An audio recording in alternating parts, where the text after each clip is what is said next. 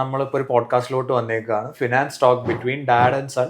Bank F D versus ഇപ്പൊ post ഓഫീസിൽ RD ഇടാം, മ്യൂച്വൽ ഫണ്ട്സ് ഉണ്ട്. നമ്മുടെ ഒരു നിക്ഷേപം എവിടെയെങ്കിലും ഇടണം. ഇപ്പൊ ഏത് നമ്മൾ സെലക്ട് ചെയ്യേണ്ടത്?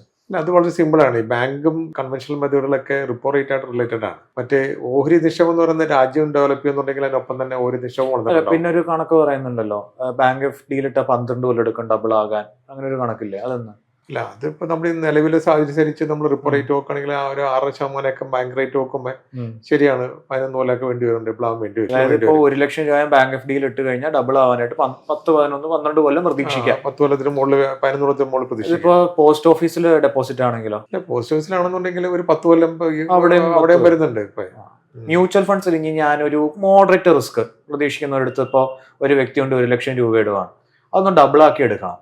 അപ്പൊ ഏകദേശം ഒരു എത്ര കൊല്ലം എടുക്കുമായിരിക്കും? നമുക്കിത് പാസ്റ്റ് ഹിസ്റ്ററി വെച്ച് പറയാനേ പറ്റുള്ളൂ.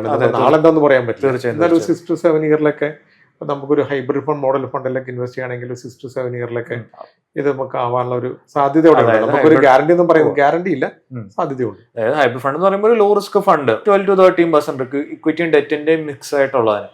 അപ്പൊ അതിന് തന്നെ 6 to 7 ഇയറിൽ ഡബിൾ ആവാനുള്ള സാധ്യത കാണുന്നുണ്ട് ആ റിട്ടേൺസ്. അപ്പൊ അതിൽ കൂടുതൽ റിട്ടേൺ സാധ്യതയുള്ള ഫണ്ടുകളോട്ട് ഇൻവെസ്റ്റ് ചെയ്യുവാണെങ്കിൽ ഈ പറഞ്ഞ സമയം ഇനിയും ചുരുങ്ങും എന്നുള്ളതാണ് അതിന്റെ സത്യം.